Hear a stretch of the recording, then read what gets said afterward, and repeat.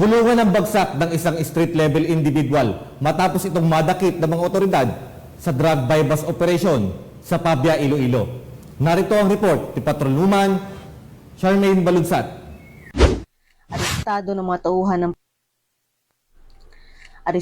mga tauhan ng Pabia Municipal Police Station ng isang street-level individual sa ikinasang drug bypass operation sa Barangay Maliao, Pabia, Iloilo.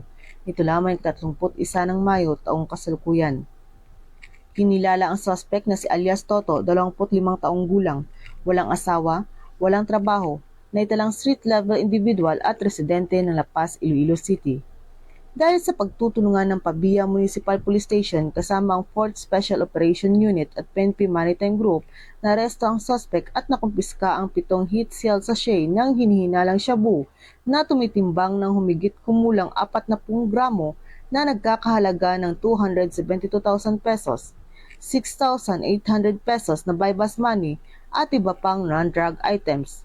Kasalukuyang nasa pangangalaga ng istasyon ng suspect para sa tamang disposisyon ng kanyang kaso at maharap sa paglabag sa RA 9165 o Comprehensive Dangerous Drugs Act of 2002.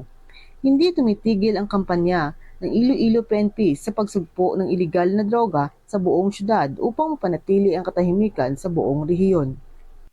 Mula dito sa Capiz Police Provincial Office, ako ang inyong Police News Network Correspondent, Patrolwoman Charmaine Balunsat, alagad ng batas, tagataguyod ng balitang pulis. Maraming salamat, Patrolwoman Balunsat.